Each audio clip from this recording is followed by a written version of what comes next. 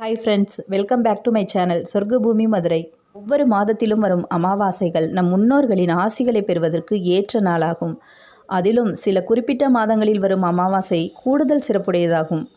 தை மாதம், ஆடி மாதம் மற்றும் புரட்டாசி மாதங்களில் வரும் அமாவாசையைப் போல் ஆணி மாதத்தில் வரும் அமாவாசையும் ரொம்ப சிறப்புடையதாகும். இதை ஆஷாட அமாவாசை என்றும் சொல்வதுண்டு. இதுவரைக்கும் நம்ம சேனலை சப்ஸ்கிரைப் பண்ணாமல் பார்த்துட்ருக்கவங்க ப்ளீஸ் சப்ஸ்கிரைப் பண்ணிவிட்டு பாருங்கள். ஆனி மாதத்தில் வரும் இந்த ஆஷாட அமாவாசையில் எப்படி வழிபாடு செய்ய வேண்டும் என்பதை பற்றியும், என்னென்ன பொருட்களை தானமாக கொடுத்தால் பல மடங்கு புண்ணியம் கிடைக்கும் என்பதை பற்றியும் இந்த பதிவில் தெளிவாக பார்க்கலாம். பொதுவாக அமாவாசை திதி ஒரு குறிப்பிட்ட கிழமைகள் மற்றும் நட்சத்திரங்களுடன் இணைந்து வரும் பொழுது அது மிகவும் சிறப்புடையதாக சொல்லப்படுகிறது.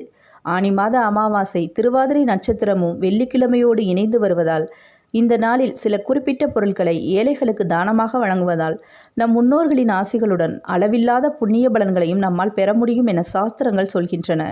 ஆஷாட மாதம் எனப்படும் ஆனி மாதத்தில் வரும் அமாவாசைக்கு ஆஷாட அமாவாசை என்று பெயர்.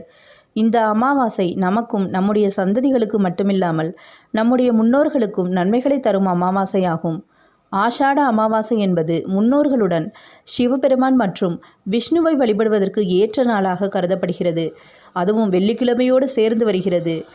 ஆனி மாதத்தில் வரும் ஆஷாட அமாவாசை பித்ரு தர்ப்பணம், பிண்ட தானம், காயத்ரி ஜபம் ஆகியவை செய்வதற்கு ஏற்ற நாளாக கருதப்படுகிறது.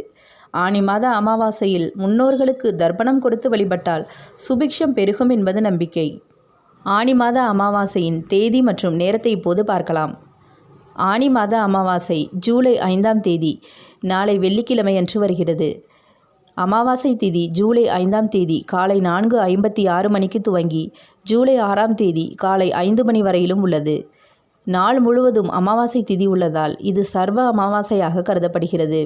அதுவும் சிவபெருமானுக்குரிய திருவாதிரை நட்சத்திரத்துடன் இணைந்து அமாவாசையும் வருவதால் இந்த நாளில் செய்யப்படும் வழிபாடுகள் மற்றும் தானங்கள் 2 மடங்கு பலன்களை தரக்கூடியதாகும். திருவாதிரை நட்சத்திரத்துடன் சேர்ந்து வரும் ஆனி அமாவாசை அன்று நம்முடைய முன்னோர்களுக்கு தர்ப்பணம் கொடுப்பதால் 12 ஆண்டுகள் தர்ப்பணம் கொடுத்த பலன் நமக்கு கிடைப்பதுடன் நம்முடைய முன்னோர்களுக்கும் அது மன நிறைவை தரும். 12 வருடங்கள் பிதுர் தர்ப்பணம் கொடுத்த திருப்தியை நம் முன்னோர்களுக்கு ஏற்படுத்தும். இதனால் பித்ரு சாபம், பித்ரு தோஷம் உள்ளிட்ட அனைத்து விதமான தோஷங்களும் நீங்கும் என்பது ஐதீகம். அதனால் இந்த நாளில் புனித நீராடுவது, மந்திர ஜபம் செய்வது, தானம் செய்வது உள்ளிட்ட அனைத்துமே பல மடங்கு அதிக பலன்களை நமக்கு தரக்கூடியதாகும். ஆனி மாத ஆஷாட அமாவாசை அன்று என்னென்ன பொருட்களை தானமாக கொடுக்கலாம் என்பதை பற்றி இப்போது பார்க்கலாம். ஆனி மாத அமாவாசையில் பித்ருக்களின் ஆசிகளை பெறுவதற்கும் நம்முடைய ஜாதகத்தில் இருக்கும் தோஷங்கள், கிரக கோளாறுகள், பித்ரு சாபங்கள் ஆகியவை நீங்குவதற்கும் சில குறிப்பிட்ட பொருட்களை தானம் வழங்குவது மிகவும் முக்கியமானதாகும். ஆஷாட அமாவாசை அன்று ஏழைகளுக்கு உணவு மற்றும் பணத்தை தானமாக வழங்குவது மிகவும் சிறப்புடையதாகும். எனவே அன்றைய தினத்தில் நம்மால் முடிந்த 2 பேருக்காவது அன்னதானம் வழங்குவது மிகவும் சிறப்பானதாகும். ஆஷாட அமாவாசை அன்று கோதுமை மற்றும் அரிசியை தானமாக வழங்குவது மிகவும் சிறப்புடையதாகும். அது சூரியன் மற்றும் சந்திரனின் ஆசிகளை பெறுவதுடன் ஜாதகத்தில் இந்த 2 கிரகங்களின் பலத்தையும் அதிகரிக்க செய்யும்.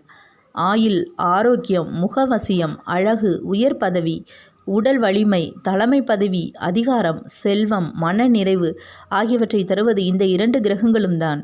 ஆஷாட அமாவாசை அன்று நெல்லிக்காய், பால், நெய், தயிர் போன்ற பொருட்களை தானமாக கொடுப்பதால் பொருளாதாரத்தில் இருக்கும் தடைகள் நீங்கி செல்வ வளம் பெறுவதற்கான வாய்ப்புகள் அதிகமாகும். எனவே ஆஷாட அமாவாசை அன்று உங்களால் முடிந்த ஏதாவது பொருட்களை தானமாக கொடுத்து கோடி மடங்கு புண்ணியத்தையும் உங்களுடைய முன்னோர்களின் ஆசிகளையும் பெற்றிடுங்கள்.